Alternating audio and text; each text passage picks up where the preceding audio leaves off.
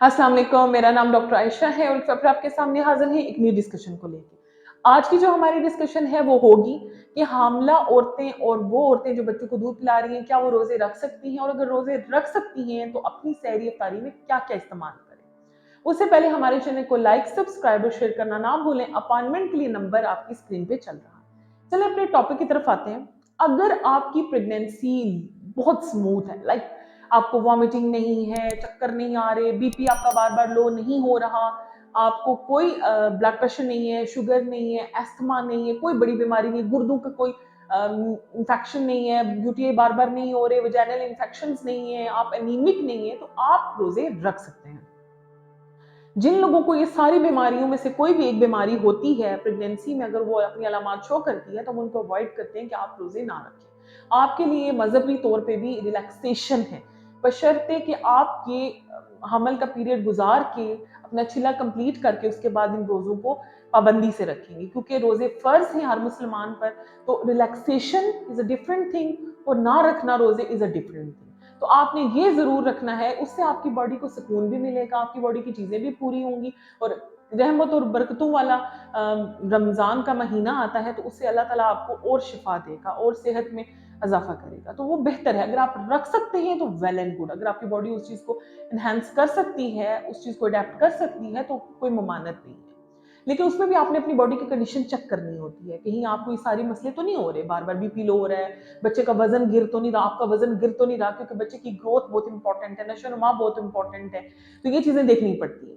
तो अगर आपकी प्रेगनेंसी स्मूथ है, तो उसमें हम क्या क्या इस्तेमाल कर सकते हैं? उसमें सबसे पहले आ जाता है फोलिक एसिड, आयरन रिच।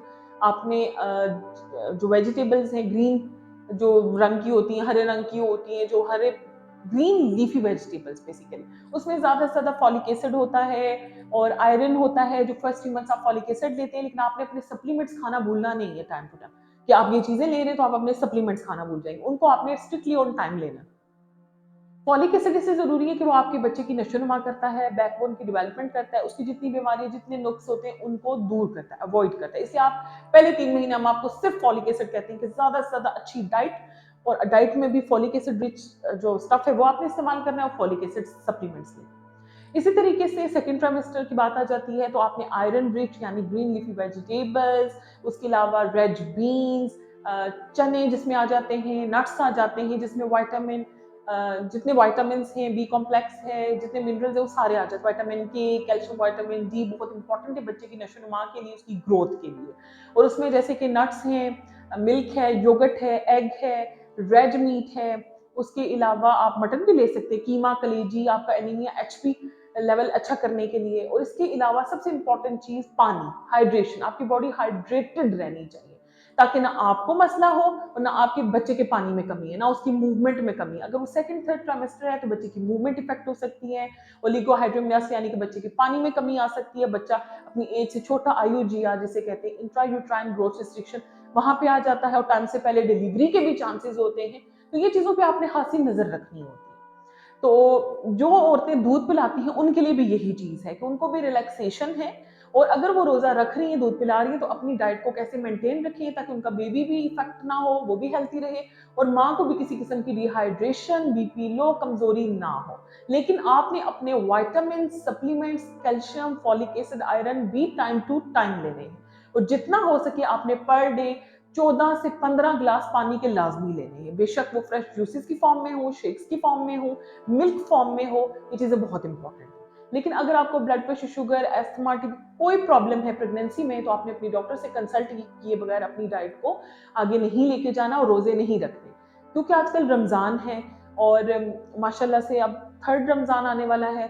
तो लोगों का यही क्वेश्चन है, जो माएँ बच्चों को दूध पिला रही हैं, जिनकी भी नई नई डिलीवरी हुई है, या जो भी फर्स्ट सेकंड थर्ड ट्राइमेस्टर, उनका एक ही क्वेश्चन है कि हम तो, अगर हमारी प्रेगनेंसी ओके है तो हम क्या लें। तो उनके लिए ये चीज बड़ी बेनिफिशियल है कि आपको मैं एक जनरल सी व्यू दे रही हूँ कि आप ये चीजें ले सकती हैं, लेकिन कोशिश करें कि चटपटी चीजें, मिर्ची वाली, ऑयली चीजें, फ्राइड आइटम से अवॉइड करें, जो आपके लिए और आपके बच्चे के लिए नुकसानदेह हैं।